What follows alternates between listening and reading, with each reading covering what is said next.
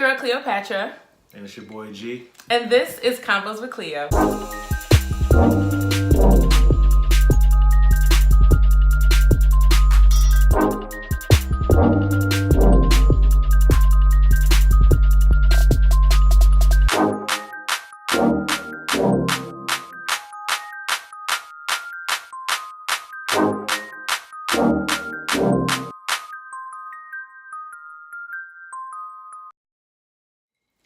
So today I have a special treat. You guys have always heard me talk about my husband this, my husband that. Well, here he is in the flesh. This is my husband, Garrick. Everyone who knows him calls him G.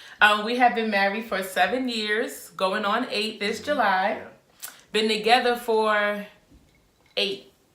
No, a little more and a half. It's like 9 and a half, because it's a year and a half space between when we got together and we got married. So 7.5 plus another year and a half is 9. Oh, 9. So 9 years. Do my math. So I brought my husband on because in the description box of all my videos is my website, convoswithcleo@gmail.com. And I asked you guys to send me questions, comments, or concerns that you would like me to bring to the channel. So I've gotten a list of a few that were specific to my relationship. So I have enough now where I figured this would be a good time to bring my husband on, since he is the other person in my relationship, and get to some of your questions. So here we go. So question number 1. Me and my man have been together for 8 months, but we never officially said we were in a relationship. How did you guys know when you have transitioned into a relationship? So how did we know when we went from talking to legit boyfriend and girlfriend? I felt like we didn't beat around the bush. I think we were straightforward with it all. I recall our conversation straight up being, hey, can I be your man? And then the next day, you were sending me Facebook status change. Ain't okay. I'm all sweating like, what if I decline it or something like you that? Asked, so you ready. But I think we were straight up with it. So yeah, I remember too. I went to one of my line sisters at the time's boyfriends. He had graduated from the police academy. Right. And while I was there, they were like, so how are things with you and G? And I was like, oh, things are good. Da-da-da. He at the house now. You know, I'm going to hang out when I get back. And they was like, so is that your man? And I was like, not yet. And they was like, well, what y'all waiting on? I was like, I don't know. So the night went on and I came home and he was home. And I was like, you know, Anissa said to me, you know, why we ain't together? And I ain't have an answer for her. And he was like, huh. Put me on blast. Put me on the spot. And I was like, you know, she asked me. I was like, she asked me, and I was just like, I don't know. And that's when he sat there for a second. I was like, and then I asked her, well, can I be your man? And then I was like, that's what sealed the deal. So bottom line, he asked the question. There was no, we kind of just guessed, oh, it's been a while. I guess you my man. Nah, I'm that girl. I need to know. We together or no? Like, I need to know. Short. Do I got a title? Like, what's happening? Question number 2.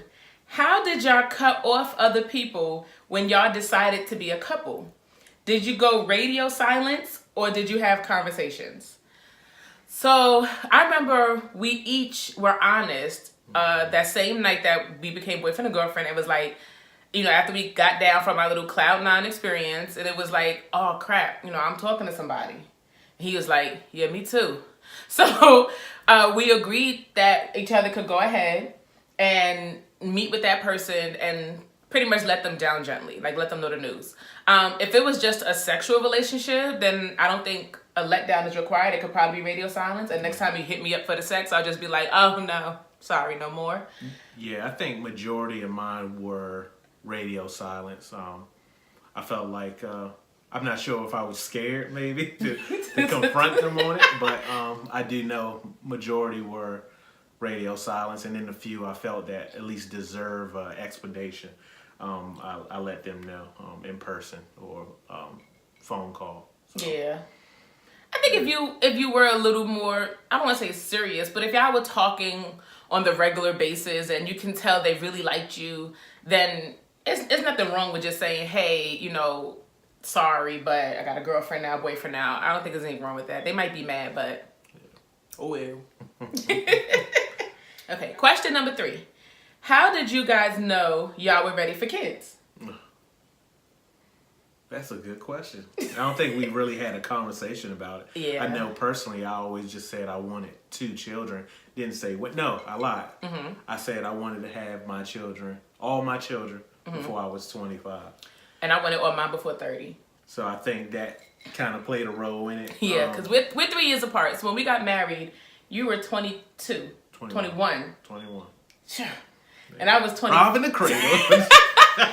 And I was 24. Yeah. So we knew we didn't have much time. Yeah. I think when you have kids, it's 2 ways to go with it, especially when you get married younger. You guys can either enjoy your 20s, just the 2 of you, and then decide to have kids later. Or you can have the kids first and then hold off on your fun, I guess, your big fun until your kids are off and grown, because then you'll still only be maybe 40. I knew I wanted a family. Not that my husband wasn't family, but I knew I wanted children. I wanted pity patter of feet around the house, and I wanted to get a house, and I wanted to fill up the bedrooms and all that kind of thing. So for us, once the ring came on, the condom came off, and then that was it. Question number 4. How do y'all handle it when someone wants to try something new in the bedroom? Is there a pre-discussion, or do you just do it and wait for the reaction? We just do it. I mean, not we, but like if I want to try something, I'm just gonna do it. Yeah, I think we're very expressive in the bedroom. So. Meaning, if somebody don't like it, they have no problem saying, "I don't like back there. Doing too much. You know? Can't trust you, man." So because we're not shy with each other, my husband is legit my best friend. So we have no problem just trying it, because if the other person's not gonna like it, they gonna tell you. This is true. And it's okay to be a little embarrassed. I mean, it's your partner, y'all together. That'll just be a story between y'all. Yeah, and truly, is there any embarrassment? I don't think so. Yeah, have a laugh. Something we explored together and nobody else knows. Right. So if he now, opened if everybody watching, he played me. I'm like, dang, what? Couldn't just wait till he left, you know? So. If he opened the closet door and he had on a Blake Man costume, you know.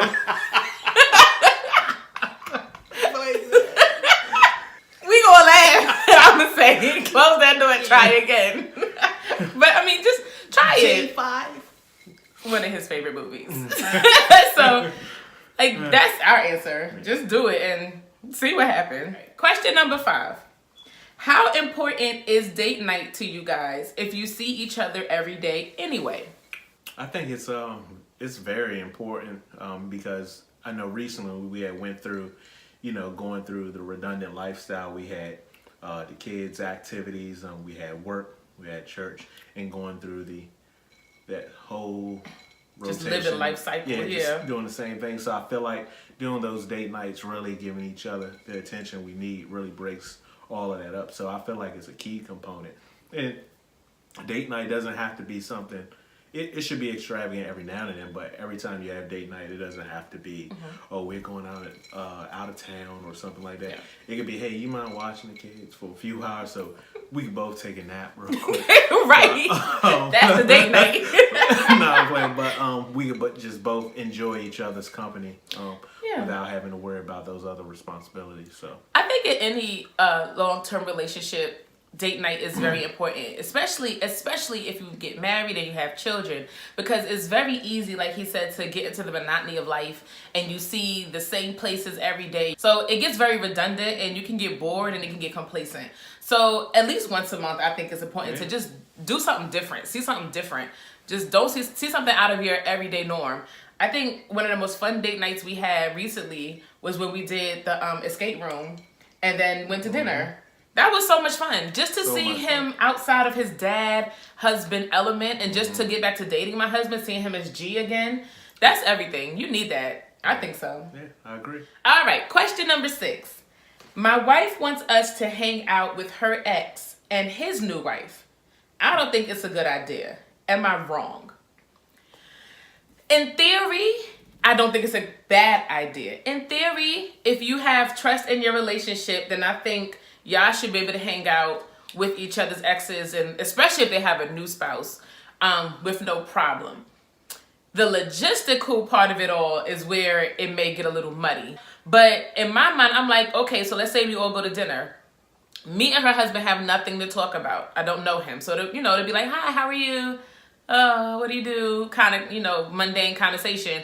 And y'all over there just reminiscing. Remember when we used to, remember that time remember when you was? And after a while, I'm be like, all right. Check, please. Right. So for the simple fact that you and the ex don't have anything to talk about except the past, and that's something me and the new husband aren't privy to, it just may be awkward. I feel like if you wanted to have some type of relationship with a couple and one of the parts of that couple happen to be your ex or something, I think it would be, let's say we had a game night where there's a bunch of people are coming. Maybe. I don't mind them, coming in. Yeah, maybe that's it. The event, however, that one-on-one time, it would be super awkward. Mm-hmm. Even from the opposite standpoint, let's say it's you and the ex, and me and that person don't have much to talk about, or you never know what she might be thinking. Like, well, does she want my man back? Now you got to worry about they could have trust issues or something. Their security in their relationship. So overall, I don't think it's a major problem, but I think if the environment should be, it's a bunch of people around, bunch of couples around, like how we do our game. Maybe that's it. Yeah, if it's a game night and there's mad people, because I don't think there's anything wrong with you being friends with your ex. So I can't say I don't want to hang out with them, but you could be her friend. If you're a friend of an ex and she's married, you're a friend of that couple. Right. So it's not fair to exclude their new man or their new girlfriend or their new wife. So I think it would have to be that kind of thing, like a game night, something with a lot of people, so there's no pressure, and that way, we all get to know each other in a new way. It wouldn't be so intimate that I'm hitting up that person directly. And then I had this thing that I feel like in any couple, communication should really be between the same sex. That's personally like. So if you even wanted to her and her husband to come out, you would find a way to contact the husband. Yeah, exactly. Even though she's your friend. Exactly. That's respectful. Just I get that. For the household. I get that. So. Question number 7. Do you guys believe in a set number of times per week that a couple should have sex?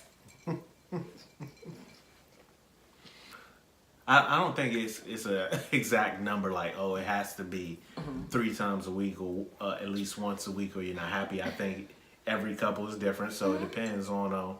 I feel like it just should be as needed, whenever you want it. Really, that's how I feel. Whenever who want it? Whenever y'all want it, or whenever one person that's want it? That's the real question right there. I feel like it's when anybody wants it. It should be. It should happen because you don't want it to be one-sided and. True. And that's when I get to wonder. True. And, the temptation sets in like, dang, I ain't getting it here. Where can I get stuff? I know with us specifically, if we go a while without sex, I notice we don't vibe the same. Like we start bickering for no reason. Just bickering at each other. It's like our intimacy is off. And we legit sometimes just bicker all day, and I'll be like, we haven't had sex in a while. He'll be like, you're right. Yeah, because he was angry all day. You're right. Yeah. And then we'll have sex and it'll be fine. Then we'll be laughing and stuff after. So I do think sex is a big part in a relationship. I think it helps with intimacy. I think it's a huge part of intimacy, actually. And I think a couple can tell when it's been too long. Yeah. Now, I think the trouble is if one person feels like it's been too long and the other one is like, oh, no, it hasn't. Yeah. Then you might get muddy. Because you don't want to be in a place where you're just having sex because your partner wants to. But then you have to ask yourself the deeper question of why don't you want to? Why don't you want to? Are you not attracted to them? Are you sad? Are you going through your own little depression? Do you not feel sexy? Have you put on a couple? Have you lost too many? So I think that would be the deeper thing to get to so that y'all can get back to a more comfortable frequency. But I don't think there's a set 2 times a week and y'all are perfectly happy. No. Yeah, sure. Question number 8.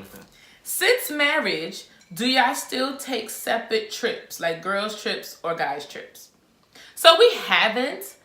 So the question for us would be, would we, I think. Like, would we take because we haven't done it. But I haven't really taken girls' trips or guys' I haven't taken a girls' trip really before or after marriage. But if one came up, now that I am married, I wouldn't want to. And not because I don't enjoy time with the girls, not because I don't think I shouldn't have time with my girls. I would do more of a couples trip. And so that during the day, me and the girls can go be girls and do our girl stuff, and the guys can do their guy thing or whatever. But at night, I know my man is in my hotel room waiting. Like, to me, why am I going to go out with y'all all day and get all liquored up and all of that and then come home to an empty room? And especially if my single friends or my female friends happen to also be single, then I feel like the dynamic is different. Too different for us to just be going out together. Because y'all may be looking to mix, mingle, hook up, and y'all gonna leave me, holding the purses? Because I'm not hooking up? Like, so to me, girls' trips, now that I'm married, don't seem as appealing. I would definitely prefer a couples trip. And then even to not be too sappy, but if it's someplace, because girls trips be like, oh, we going to Cancun, Jamaica, this, that, and the third. If it's someplace my husband hasn't been to, every new view, every new scenery, I'm like, oh, gee, would have loved to see this. Oh, this would have been a great memory. So I'd rather be a couples trip. And then, of course, we could go have girls' day and boys' day, but... Yeah, because we used to do that before where all the moms would go out and all the dads, we stay home with the kids, did our thing. And y'all would choose whatever activity y'all wanted to do. And y'all would have fun, and then we would do it vice versa. Yeah. And then another question, while you were going, made me think about was, when it comes to these trips, do you have, should you be going with your single friends? Or doing these things with single friends, or should you be surrounding yourself with people in similar situations? Because I feel like there'll be different agendas from a single person.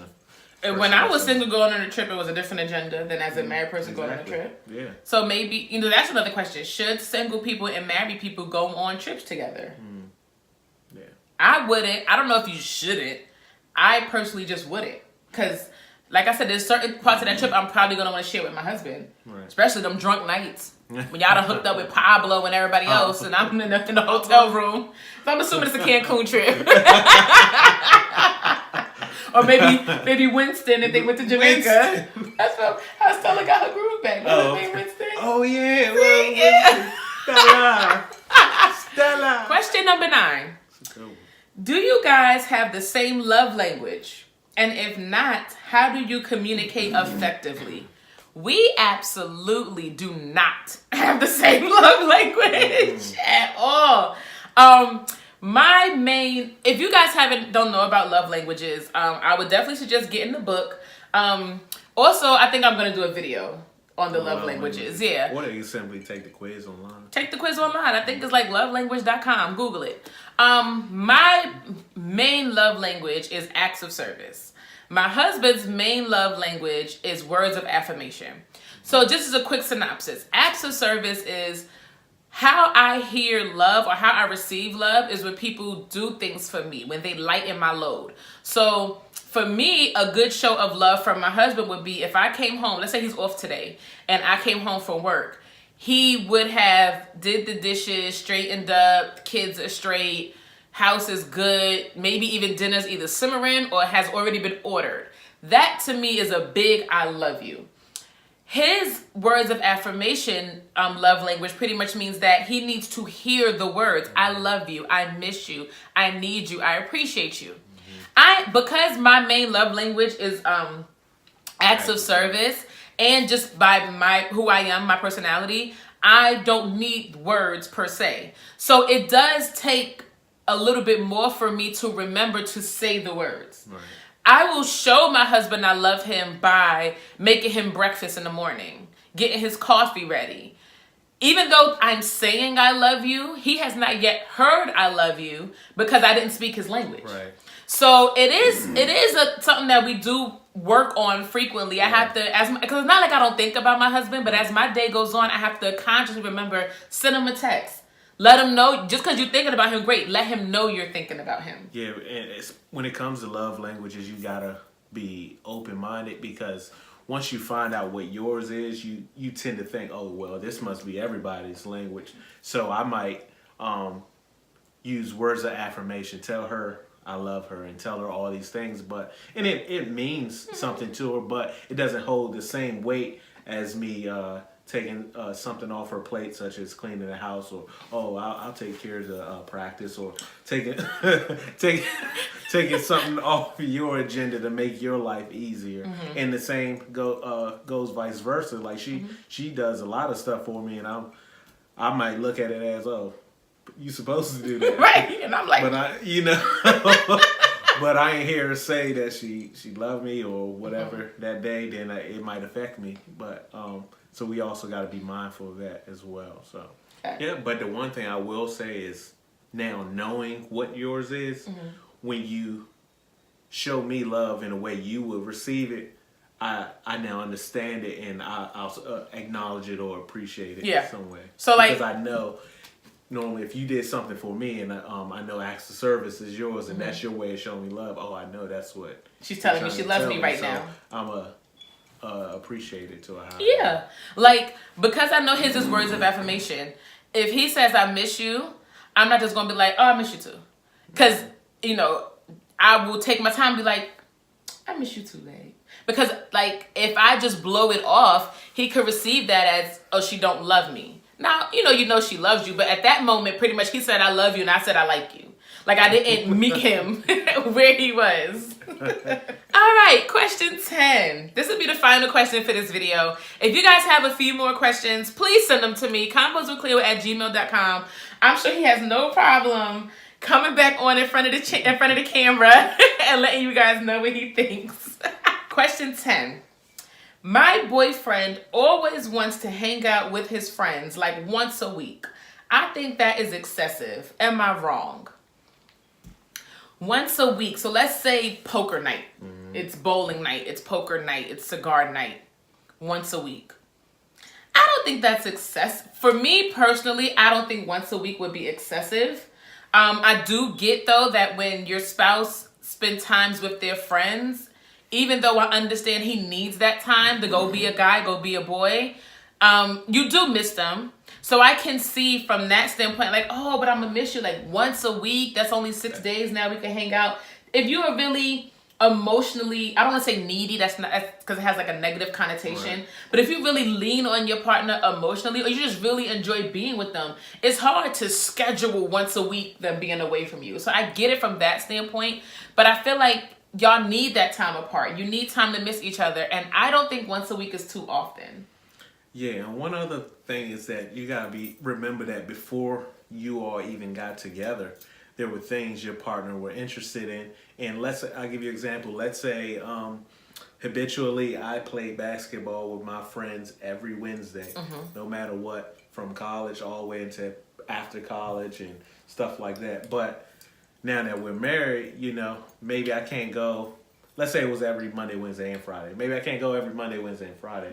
But I want to can I at least just go every Wednesday? This has been a part of me. Not saying it's more important to you, but is it all right if I still go out this one time a week? I don't think one time a week is excessive. If it was like every day or like 3 or 4, maybe even 5 times a week, depending on your relationship. Yeah, that might be excessive. But then it'd be excessive. But one time a week, I think once a week is fine. And what may make it easier is if he has a set day of the week he does something, like every Wednesday he does this, every Monday's poker night or whatever, then you plan something on that day, because that's a day he won't be home, and maybe that'll help you not sit at home counting the minutes, hours he's been gone. You plan something. If y'all have kids, then that's the night y'all get a sitter. Or one of the nights you get a sitter, because one of the other nights should be maybe a date night. But that's the one of the nights you get a sitter, and that way you can go do something. Yeah. And maybe that way you're not counting the time. You're not watching the clock, because you're enjoying something that you like to do as well. Yeah. So I have a group of friends, and we call ourselves Tea Time. It's me and my 4 friends. Tea Time. Can I hang out with Tea Time once a week? How much that costs? I'm frugal. I'm not. I don't care about the time. I'm worried about how much money you rather spend. Well, you know what? That's a good point, though, because if whatever activity it is that he's doing, maybe it's just not cost effective for him to do it every week. Like, I know every so often, I think it's during the summertime, you and your coworkers, y'all go to Cigar Lounge. Yeah. It's a little pricey. If Come that was my lounge, though. True. I told you guys about that in another video when I was talking about money matters. Go check it out if you haven't. where we have a joint account where we pay our bills, but then we have separate accounts, and every paycheck we give ourselves our allowance. So that's the money he's referring to. That doesn't come out of the household money. That comes out of his allowance. But it may not be cost effective for you to do that every week. That's true. So I think it depends on if you have a husband who thinks about cost, if the activity once a week is cost effective. But I think as far as just letting them go, I think that's appropriate. Once a week to me isn't too much. Unless you have a huge busy schedule and now him going away once a week or her going away once a week infringes on something you have to do for the house. Right. Like, we have 2 kids, but our son is really young. He's not into any activities yet. But our daughter, she started cheerleading. Mm-hmm. So if once both our kids are in activities, I might need you more throughout the week. Because now they both have to go to different places and everything. He's just kind of my class for me. So. He takes jiu-jitsu. He thinks everybody's going to like karate. Karate. And maybe then it's every other week. But I don't think once a week is just arbitrarily too frequent. I don't think that's just a rule. Well, again, thank you guys so much for watching. Baby, thank you for being here with me. You're welcome. And again, if you guys have any other questions, comments, or concerns, feel free to hit me up on my email. Follow me on Instagram, Facebook. And the subscribe button down below. Right, hit the subscribe button. Thanks, babe. Thank you guys so much for watching, and we'll see you next time. Thank you so much for watching. Don't forget to like, comment, and subscribe. And meet me back here next Tuesday for another Convos with Cleo. Gavin, Mommy and Daddy were making a video. Hey guys, I'd like to welcome to this castle.